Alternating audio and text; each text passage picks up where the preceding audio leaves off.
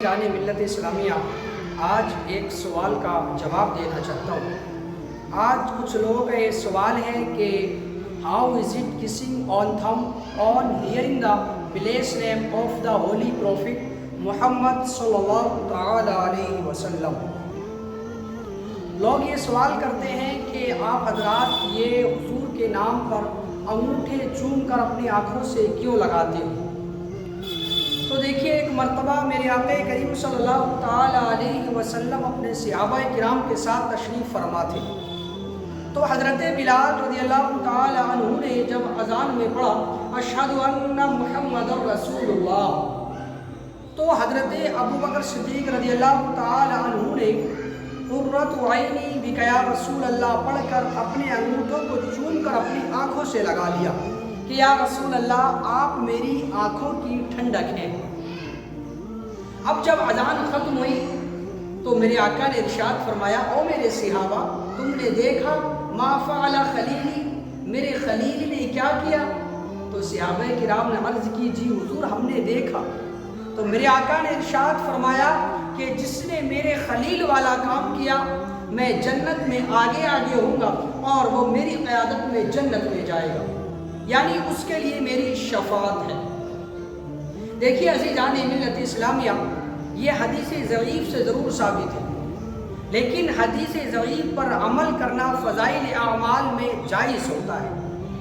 تو پتہ چلا اگر کوئی بندہ اس پر عمل کرتا ہے تو ثواب پائے گا، لیکن اگر کوئی عمل نہیں کرتا تو وہ بھی کوئی گناہ گار نہیں ہے، کیونکہ اس نے کسی فرض یا واجب کا ترک نہیں کیا ہے۔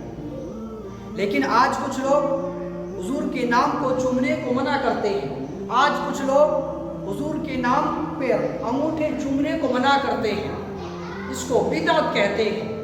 میں ان لوگوں سے پوچھنا چاہتا ہوں جو یہ کہتے ہیں کہ حضور کے نام پر انگوٹھے مت چومو، کہ یار مجھے بتاؤ، میرا سوال یہ ہے، میں آپ سے یہ پوچھنا چاہتا ہوں کہ مجھے بتاؤ کہ ہم جو یہ نام چوم رہے ہیں تو کس کا نام چوم رہے ہیں؟ محمد صلی اللہ علیہ وسلم کا نام۔ تو بس اب مجھے جواب دو کہ یہ نام چومنے کے لائق ہے کہ نہیں؟ اگر آپ کہو کہ نہیں تو آپ سے بڑا بے حیا بے غیرت کوئی نہیں، اور اگر آپ کہو کہ نہیں یار یہ نام تو چومنے کے لائق ہے، بڑا پیارا نام ہے، بڑی شان والا نام ہے، بڑا نرالا نام ہے، بڑی محبت والا نام ہے، جب یہ نام چومنے کے لائق ہے میرے دوست تو پھر اس قوم کو چومنے دو نا یار، پھر اس قوم کو محبت کا اظہار کرنے دو نا یار۔ او مجازی عشق والو، کسی نے مجنو کو دیکھا کہ مجنو کتے کو پکڑ کر اس کے پاؤں چوم رہا ہے، تو لوگوں نے کہا ارے او مجنو، کتا نجس ہے، کتا پلید ہے اور تو اس کے پاؤں چوم رہا ہے۔ تو مجنو کہنے لگا ارے او پگلو، میری نظر سے دیکھو کہ میں کتے کے پاؤں نہیں چوم رہا، یہ کتا میرے محبوب کی گلی سے ہو کے آیا ہے، سو میں اپنے محبوب کی گلی کی خاک کو چوم رہا۔ مجنو کہنے لگا میں کتے کے پاؤں نہیں چوم رہا، یہ کتا میرے محبوب کی گلی سے ہو کر آیا ہے تو میں اپنے محبوب کی گلی کی خاک کو بوسے دے رہا ہوں، میں اپنے محبوب کی گلی کو دھول کو چوم رہا ہوں، میں اپنے محبوب کی گلی کی خاک کو عزت دے رہا ہوں۔ میرے دوست، جب مجازی عشق والوں کی سوچ یہ ہے تو حقیقی عشق والوں کی سوچ کیا ہوگی؟ جب مجازی عشق والوں کی سوچ کا یہ عالم ہے تو حقیقی عشق والوں کی سوچ کا عالم کیا ہوگا؟ جب مجازی عشق کتے کے پاؤں چما دیتا ہے تو جہاں حقیقت میں حضور کا عشق ہو وہاں نام محمد کو چومے نہیں تو کیا کرے؟ میرے دوست یاد رکھیے گا، یہ حدیث ضعیف ضرور ہے، لیکن حدیث تو ہے نا، سند کے لحاظ سے یہ اس حدیث کی حضور سے نسبت کمزور سے ہی، پر نسبت تو ہے نا۔ یاد رکھنا یہ حدیث ضعیف ضرور ہے، تو لیکن حدیث ضعیف وہ ہوتی ہے کہ جس کی سند میں تھوڑی سی گڑبڑ ہو جاتی ہے، لیکن ہوتی تو حدیث ہی ہے نا۔ میرے دوستو، یہ اس حدیث کی سند میں راوی کے حوالے سے تھوڑی سی کمی آ گئی، لیکن یہ ہے حدیث ہی۔ آج کچھ لوگ بولتے ہیں کہ یار مولانا صاحب آپ اتنی شدت کی بات کیوں کرتے ہو؟ شدت کی بات کرنے سے لوگ دور ہو جاتے ہیں، لوگ ٹوٹ جاتے ہیں، پیار کی بات کیا کرو۔ میں کہتا ہوں کہ یار تم نے کسی سے محبت کی نہیں، اگر کسی سے تمہیں محبت ہوتی تو اس طرح کی بات نہیں کرتے۔ اگر کوئی کسی سے محبت کرتا ہے اور پھر دنیا والے اس کے محبوب کے خلاف بولتے ہیں تو پھر محب کا یہی انداز ہوا کرتا ہے، پھر محب کا یہی انداز ہوا کرتا ہے، وہ محبوب کے خلاف بالکل کوئی بات نہیں سننے کو تیار ہوتا، پھر وہ محبوب کے خلاف کھڑا ہو جاتا ہے۔ لوگ کہتے ہیں یار حضور کو اپنے اخلاق کو اچھا کرو، حضور کے اخلاق دیکھو، صحابہ کرام کے اخلاق دیکھو کہ صحابہ کرام لوگوں سے کتنی پیار سے بات کیا کرتے تھے۔ میں کہتا ہوں یار تم نے تصویر کا ایک رخ دیکھا ہے، تصویر کا دوسرا رخ نہیں دیکھا۔ آؤ میں آپ کو تصویر کا دوسرا رخ دکھاتا ہوں۔ صحابہ کرام جن سے اخلاق سے بات کرتے تھے نا وہ اور تھے۔ ایک مرتبہ حضرت ابو بکر صدیق رضی اللہ تعالی حضور کی بارگاہ میں اس انداز میں حاضر ہوئے کہ آپ کی آستین چڑھی ہوئی ہے اور آپ کا جسم تھر تھر کانپ رہا ہے۔ میری آقا نے ارشاد فرمایا ابو بکر آج تو اس انداز میں کیسے آ گیا، خیریت تو ہے؟ عرض کی یا رسول اللہ آج میرے باپ ابو قحافہ نے آپ کے خلاف چند جملے کہے تو میں نے اس کے منہ پر مکہ مار دیا۔ یا رسول اللہ اب میں آپ کی بارگاہ میں حاضر اس لیے ہو گیا ہوں کہ آپ میرے باپ کے لیے دعا فرما دیں یا پھر مجھے اجازت دیں کہ میں اس کے ٹکڑے کر دوں، مجھے باپ نہیں مجھے رسول پاک چاہیے۔ تو عزیزان ملت اسلامیہ حضور کا عشق تو وہ ہے جو باپ کو بھی حضور کے خلاف بولنے کی اجازت نہیں دیتا۔ اگر کوئی باپ بھی حضور کے خلاف زبان کھول دے تو صحابہ کرام نے اس کے بھی منہ میں مکر مارا ہے۔ آج ہم کیسے لوگوں سے حضور کے خلاف سن لیتے ہیں، کوئی کہتا ہے کہ حضور کو علم غیب نہیں، آپ کہتے ہو ہاں نہیں، کیسے مان لیتے ہو؟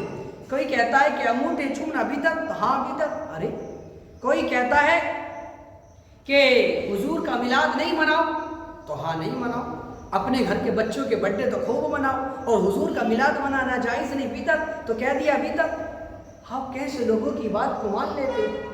کسی نے ایسے کہا تو ہاں، ویسے کہہ دیا تو ہاں۔ اللہ خیر کرے، آج یوٹیوب کا زمانہ ہے، انٹرنیٹ کا زمانہ ہے، کچھ لوگ کہتے ہیں کہ حضرت ہم سب کی بات سنیں گے، ہم اس مسجد میں بھی جائیں گے، اس مسجد میں بھی آئیں گے، وہ بھی مسجد ہے یہ بھی مسجد ہے، وہ بھی مولانا صاحب ہے یہ بھی مولانا صاحب ہے۔ میرے دوست یاد رکھیے گا، ایک مرتبہ حضرت صفی سبتی رحمۃ اللہ تعالی علیہ ایک درخت کے نیچے بیٹھے تو درخت ان سے کہنے لگا بابا میری طرح بن جاؤ۔ تو حضرت صفی سبتی رحمۃ اللہ تعالی علیہ کہنے لگے تیری طرح کس طرح کا؟ تو کہنے لگا دیکھو میں خود دھوپ میں رہتا ہوں لیکن دوسروں کو چھاؤ دیتا ہوں، مجھے لوگ پتھر مارتے ہیں میں انہیں پھل دیتا ہوں، میری طرح بن جاؤ۔ تو حضرت صفی سبتی رحمۃ اللہ تعالی علیہ کہنے لگے تیری یہ بات تو بڑی اچھی ہے، یہ بات تو تیری اچھی ہے لیکن تیری آخر اچھی نہیں، تیرا انجام اچھا نہیں۔ جب تو خشک ہو جاتا ہے تو تجھے جلا دیا جاتا ہے، تجھے خاک کر دیا جاتا ہے، تجھے راکھ کر دیا جاتا ہے۔ تیری یہ بات تو ٹھیک ہے لیکن تیرا انجام اچھا نہیں، تیری آخر اچھا نہیں، اس کی وجہ کیا ہے؟ تو وہ درخت حضرت صفی سبتی رحمۃ اللہ تعالی علیہ سے کہنے لگا حضرت میرے اندر خوبیاں بڑی ہیں لیکن میرے اندر صرف ایک کمی ہے جس کی وجہ سے میری آخر اچھی نہیں، میرا انجام اچھا نہیں۔ کہنے لگا میرے اندر خوبیاں بڑی ہیں لیکن وہ خامی ہے وہ یہ ہے کہ جدھر کی ہوا ہوتی ہے میں بھی ادھر کا ہی ہو جاتا ہوں، صرف یہ میرے اندر خامی ہے جس کی وجہ سے میری آخر اچھی نہیں، میرا انجام اچھا نہیں۔ جو یہ میری ادا میرے اللہ کو پسند نہیں جس کی وجہ سے میرا آخر جل جانا ہے، میرا آخر تپ جانا ہے، میرا آخر خاک ہو جانا ہے، راکھ ہو جانا ہے۔ تو میرے دوستو آج کچھ لوگ ہیں ادھر بھی جائیں گے ادھر بھی جائیں گے، وہ بھی صحیح یہ بھی صحیح۔ حضور نے ارشاد فرمایا یاد رکھیے گا میری امت میں 73 فرقے ہوں گے، صرف ایک فرقہ جنتی ہوگا۔ ایک اصل کلیت بنا رکھی ہے کہ ادھر بھی جاؤ ادھر بھی جاؤ، اس کے پیچھے نماز اس کے بھی پیچھے نماز پڑھ لی۔ عزیزان ملت اسلامیہ اور یاد رکھیے گا حضرت صفی سبتی رحمۃ اللہ تعالی علیہ اتنے بڑے اللہ کے ولی ہیں کہ آپ فرماتے ہیں کہ 30 سال ہو گئے مجھ سے ایک گناہ ہوا ہے اور اس کی روزانہ ڈیلی اللہ سے معافی مانگتا ہوں، پتہ نہیں اللہ نے میرے اس گناہ کو معاف کیا کہ نہیں۔ کسی نے عرض کی حضرت اتنا بڑا کون سا گناہ ہو گیا جو آپ 30 سال سے اس کی معافی مانگ رہے ہیں؟ کہا بغداد کے بازار میں میری ایک دکان تھی، تو بازار میں آگ لگ گئی تو سب کی دکانیں جل گئیں لیکن میری دکان نہیں جلی۔ تو کسی نے مجھ سے آ کر کہا کہ حضرت سب کی دکانیں جل گئی لیکن آپ کی دکان نہیں جلی، تو میری زبان سے بے ساختہ نکل گیا الحمدللہ۔ بس یہ غلطی ہوئی ہے، میں رب سے ڈرتا ہوں کہ کہیں اللہ میری اس بات پر پکڑ نہ کر لے کہ سری تو اتنا خود غرض ہو گیا، تو اتنا سیلفش ہو گیا کہ تجھے اپنی دکان کے بچنے پر اتنی خوشی اور لوگوں کی دکان کے جل جانے پر تجھے کوئی غم نہیں۔ مجھ سے یہ گناہ ہوا ہے، 30 سال سے اس گناہ کی اللہ کی بارگاہ میں روزانہ معافی مانگتا ہوں، پتہ نہیں رب نے میرا یہ گناہ معاف کیا ہے کہ نہیں، میری یہ غلطی رب نے معاف کی ہے کہ نہیں۔ تو عزیزان ملت اسلامیہ، میں آپ سے گزارش کروں گا کہ آپ بھی اپنا عقیدہ مضبوط کریں۔ آپ جس اپنے ایمان کے ساتھ، اپنے عقیدے کے ساتھ پختگی بنائیں، اپنے ایمان کو مضبوط بنائیں۔ اللہ تبارک و تعالیٰ کی بارگاہ میں دعا ہے کہ رب تبارک و تعالیٰ ہمیں کہنے سننے سے زیادہ عمل کرنے کی توفیق عطا فرمائے اور ہمارے جان مال عزت آبرو عقیدے کی حفاظت فرمائے، ہمارا خاتمہ ایمان پر فرمائے۔ آمین وآخر دعوانا ان الحمد للہ رب العالمین۔ السلام علیکم۔